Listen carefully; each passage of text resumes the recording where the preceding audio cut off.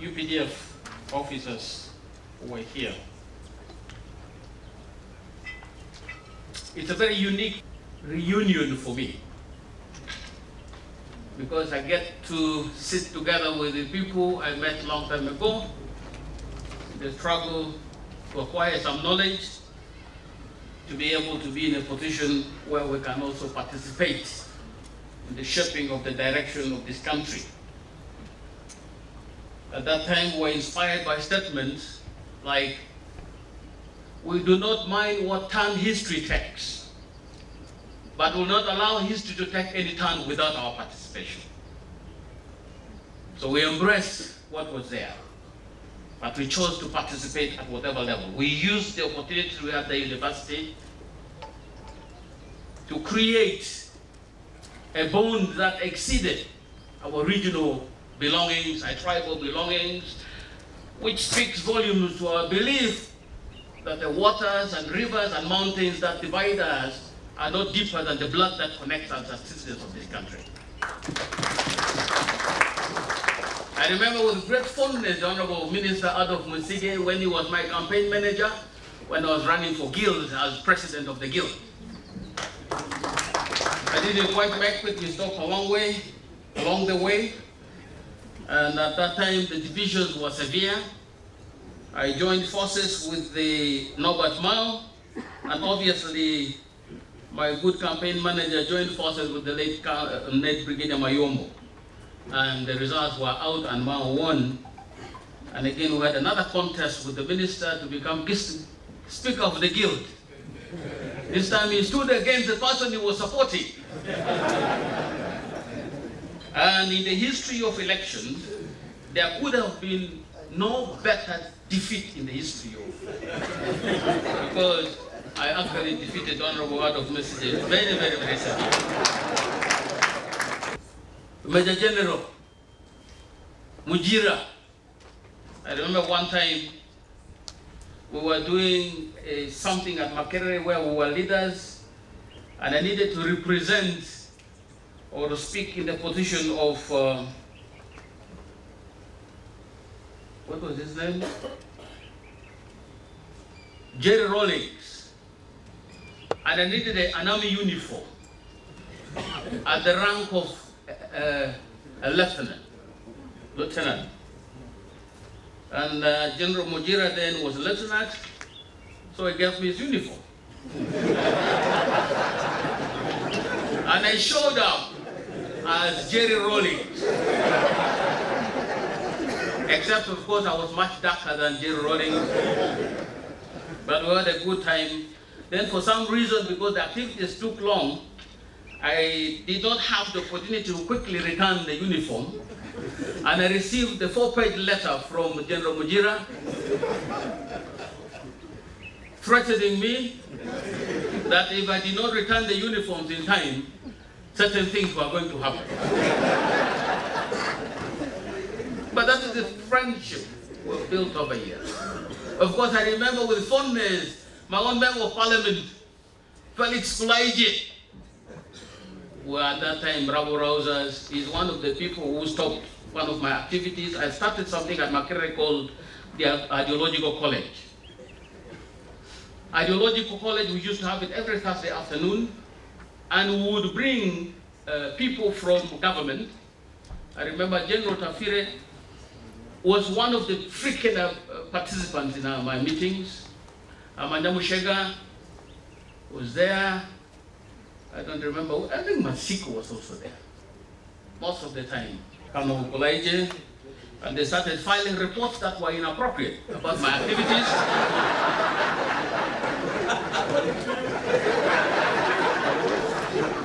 And eventually, my ideological college got dissolved unceremoniously.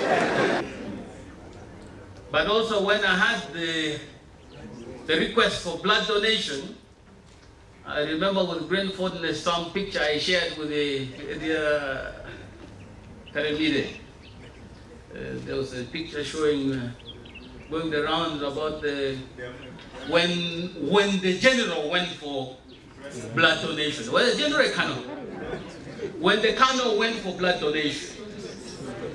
It was not about the MPL-40 or some sophisticated weapon. It's just a needle. And the general cried like a baby. So I like the CDF to first maybe do some sensitization of the generals and others when they are going for blood donation. Because now we are beginning to know that when you really want to attack the UPDF, don't look for guns. Just look for needles.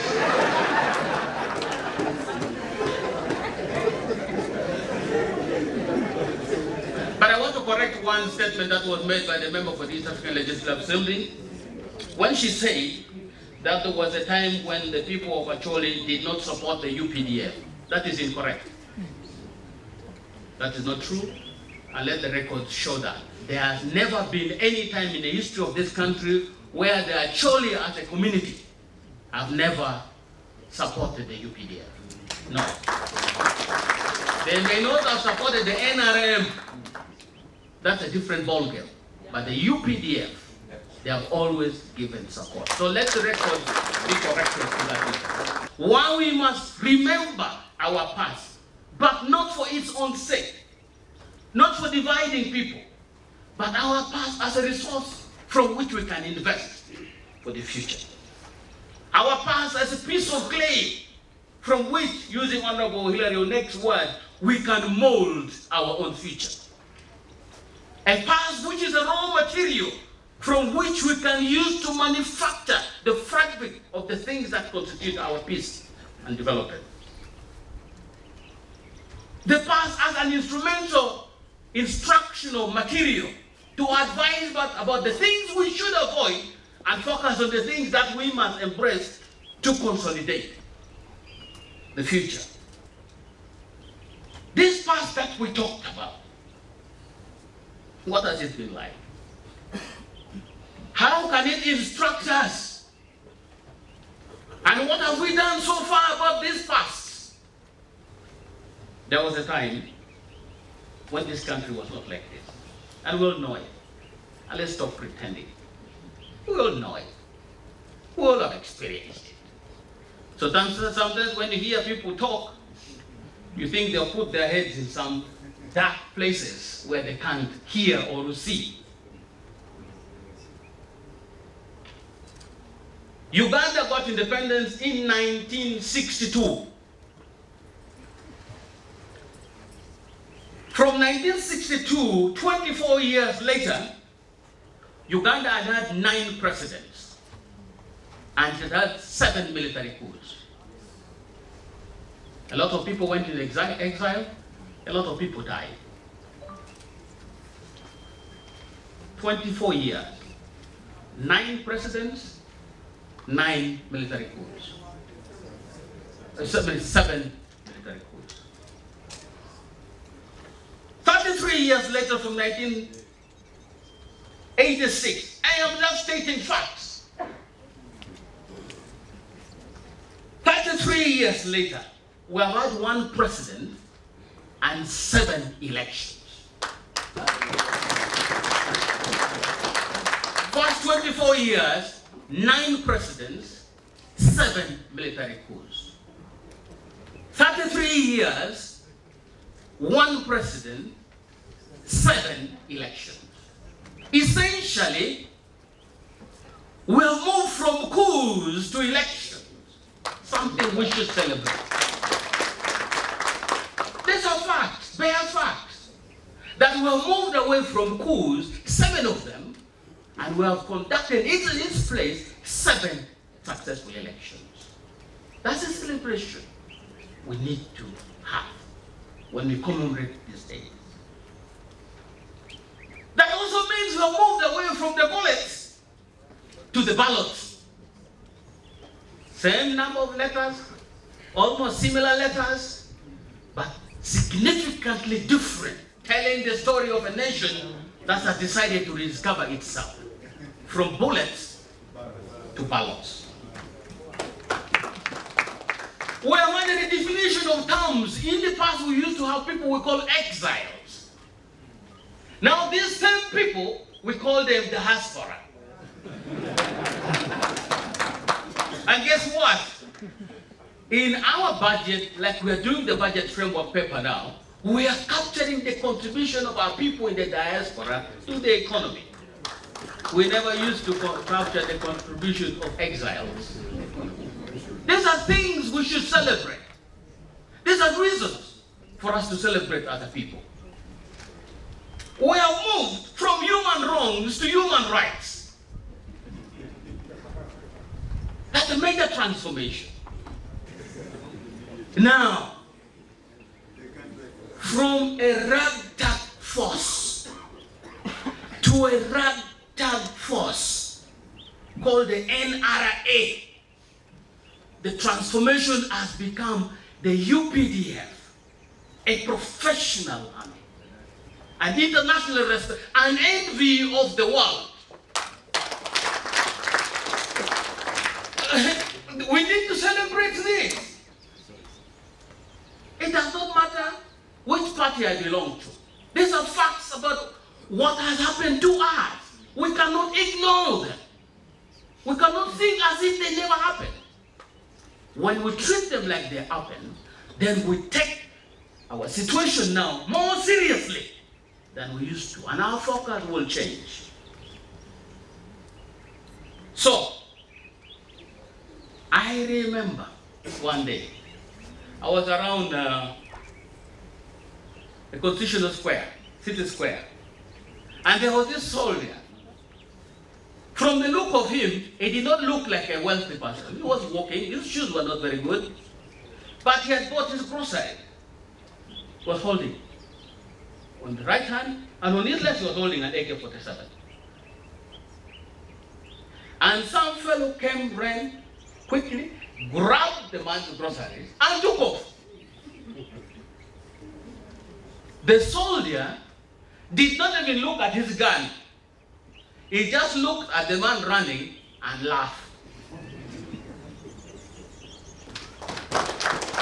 Politically, and I must say this, you see, sometimes we try to find out why Uganda has changed, why there's this stability, why there's this peace. We don't value the small things that happen. One of the president's widows came back and ran against him for president. Yes. Is that small? No. That the wife of a deposed president can come back into the country and run for office against the person who deposed her husband. Does that make sense to you? Isn't it something we should celebrate? In a country where the son of a former deposed president is a member of parliament and his wife is a minister.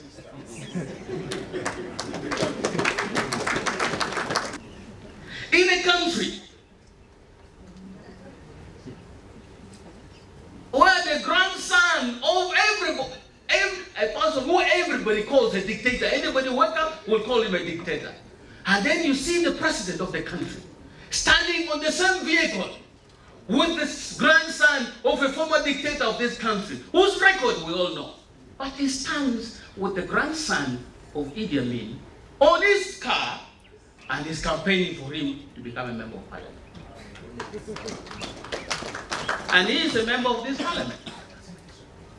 And it was a by-election. Members. And these reasons for us to celebrate. And these reasons for us to give new meaning to Tarehesita and all the infrastructure that has been built after that to make this country what it is today. Isn't it a reason for celebrations?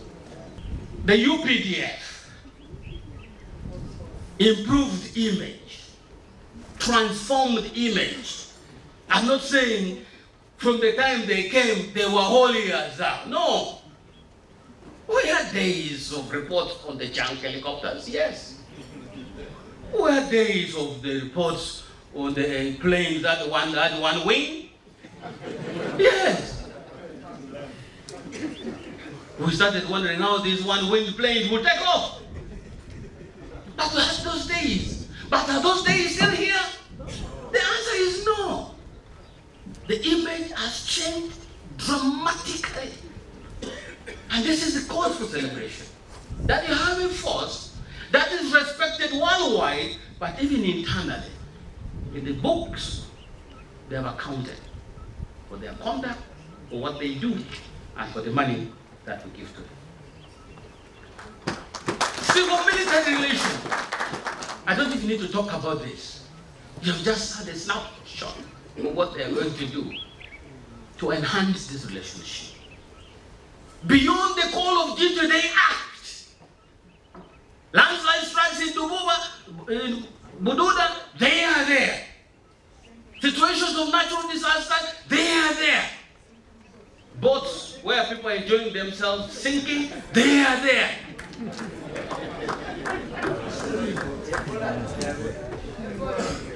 Ebola, they are there. To the extent that we had our own general, the late General Kerra, rest in peace, even being sent to West Africa to deal with the issues of Ebola. This is the force we are talking about. National peace. We have just talked about it, with the exception of they've already said it's not even not saying. But the disarmament, regional peace and security. When you talk about Congo, you can talk about South Sudan, you can talk about Somalia. We have committed men and women leaving their families to go and help other people live their potential. I can never in my whole life forget a picture. It was published in the newspapers of a UPDF soldier sitting holding his gun and little Somali children swimming. For the first time, they had never swam. But this soldier was there with his gun, watching the children swim.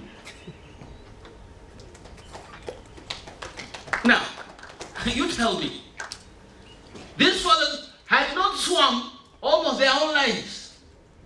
But situations change, and then you have this soldier sitting there in watch, just in case some funny fellow is going to show up. These children must be protected. They are respected in Somalia. They are respected in Sudan. They are respected worldwide. They have become an envy of the world. That's why we celebrate this force. For me, as Jacob Oulanyah, the day I discover that General Muhoozi is sleeping, I will not sleep. But I sleep very well knowing that General Muhoozi is awake. And all of you who don't have any capacities to hold guns and defend this country, you sleep with your teeth falling off because some sets of people are staying awake to guarantee your safety. If you come to my office, you can think I'm a general. I have plaques from the command thing of Arusha, of Dar es Salaam, Nigeria, Ghana. Mention them there in my office. I feel like a general myself. Our dream as countrymen and countrywomen is that we have peace permanent in this country. That is our dream. And if everybody joins in this dream, we will have the reality of Uganda being a peaceful country forever and forever. Bravo, UPDF! Viva jeshi wa Uganda! Viva wananchi wa Uganda! Viva wazalendo wa Uganda! Viva wazalendo wa kweli wa Uganda! May God bless you.